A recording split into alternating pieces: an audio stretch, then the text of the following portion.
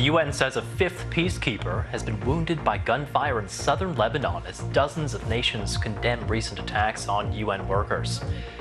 One of the leading advocates for Scotland's independence from the UK, Alex Salmond, has died at the age of 69.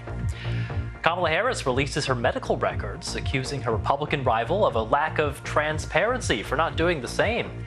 And a colorful display in the sky, hundreds of hot air balloons taking flight in New Mexico. Our headlines this morning. A monumental figure of Scottish and UK politics. Tributes are paid to Scotland's former First Minister Alex Salmond, who's died suddenly at the age of 69. 40 nations, including the UK, sign a joint statement strongly condemning attacks on the UN's peacekeeping force in southern Lebanon. President Biden will visit Florida later today to see the damage caused by Hurricane Milton. At least 23 people are now known to have died. And the crumbling classrooms that won't get fixed anytime soon because a government rebuilding programme is behind schedule.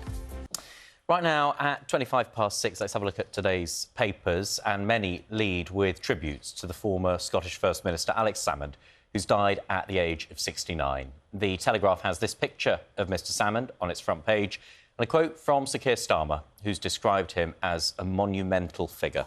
The Scottish Sunday Post has this striking front page with the headline, "Passing of a Political Colossus."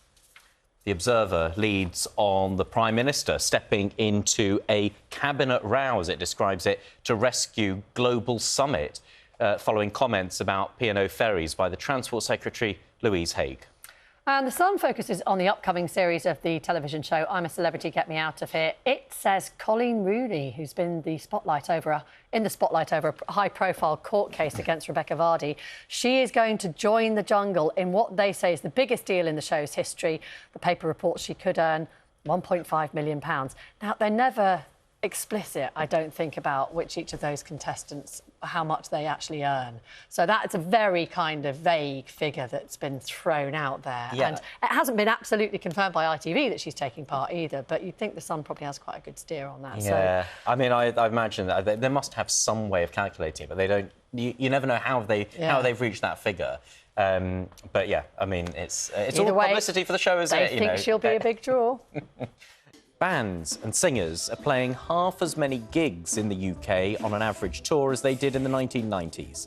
The Music Venue Trust says a typical tour used to have 22 gigs, while now there's often just 11. The Trust is blaming rising costs and wants to see a levy on larger stadiums to support smaller venues. Because a new charity calendar featuring 12 survivors of breast cancer has been launched to try to raise funds for more research into the disease. Now, each of the women involved in the campaign are at a different stage in their cancer journey, but say they have found the experience empowering.